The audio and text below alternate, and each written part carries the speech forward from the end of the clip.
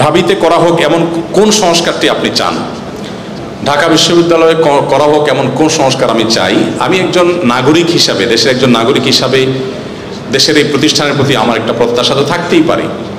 একজন নাগরিক হিসাবে ঢাকা বিশ্ববিদ্যালয়ের প্রতি আমার প্রত্যাশা, একটা প্রত্যাশা আপনি চেয়েছেন, কয়েকটা বললে আমি কয়েকটা বলতাম, যেহেতু একটা চেয়েছেন আমি একটা প্রত্যাশার কথা বলি। সেটা হলো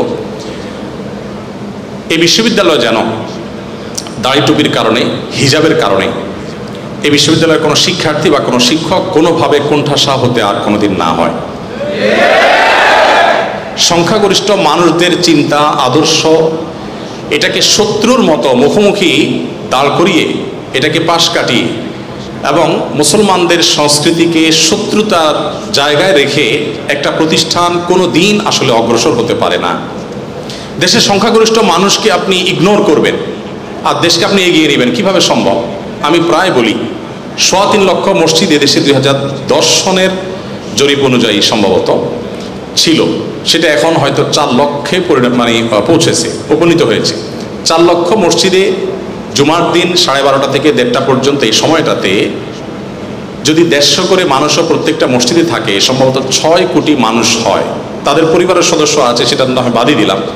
এই মানুষগুলোকে সরাসরি প্রত্যক্ষভাবে দিক নির্দেশনা প্রতি সপ্তাহে করতে পারছেন মসজিদের ইমাম সাহেবগণ। 6 কোটি মানুষকে, একেবারে কমের পক্ষে 4 কোটি মানুষকে তো নিশ্চিতভাবে বলা যায় যে প্রতি সপ্তাহে একটা টাইম অ্যাড্রেস করতে পারছেন ওলামা ইকরাম, ইমাম সাহেবরা। তাদেরকে যদি আপনি দেশের মূল ধারার সাথে এগিয়ে আনতে না পারেন, তাদেরকে যদি আপনি আপন করতে না পারেন, তাদের যদি আস্থা অর্জন করতে না পারেন, দেশের উন্নয়নে তাদেরকে যদি আপনি ব্যবহার করতে না পারেন, তো একটা দেশকে কিভাবে আপনি এগিয়ে নিয়ে যাবেন? এবং মালয়েশিয়ানরা এগিয়ে গেছে, তাদের ইমামরা তাদের দেশকে অন করে, দেশ তাদেরকে অন করে, এবং সে দেশের পদস্থ ব্যক্তিবর্গ, মন্ত্রী মিনিস্টাররা তারা ইসলামকে অত্যন্ত শ্রদ্ধার সাথে জায়গা দেয়। তাদের দেশের প্রেসিডেন্ট, প্রধানমন্ত্রীরা যখন ইউরোপ আমেরিকা সফর করে, সেখানে তারা জুমার নামাজের ইমামতি করে। পুত্রাজায়ায় আমি নিজে গিয়েছি, তাদের প্রধানমন্ত্রী কার্যালয়ের সামনে সবচেয়ে সুন্দর মসজিদ। মন্ত্রীরা সেখানে মিটিংয়ের পর দল বলে মসজিদের জামাতের সাথে সালাত আদায় করেন। কদিন আগে ভাইরাল হয়েছে একজন মন্ত্রী, তার মেয়ে মসজিদে কোরআন হিফজ শেষ করেছে, সেখানে স্ত্রী সহ তিনি বসে সেটাকে শেষ মুহূর্তের হিফজের লাস্ট মোমেন্টটাকে তারা এনজয় করছেন, উপভোগ করছেন। কই, তারা তো পিছিয়ে থাকেনি।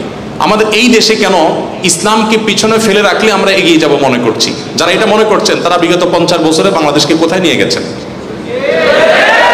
50 বছর তো ইসলামের সাথে শত্রুতা করে ইসলামকে দূর করেছেন, তাতে দেশ কোথায় এগিয়ে গেছে?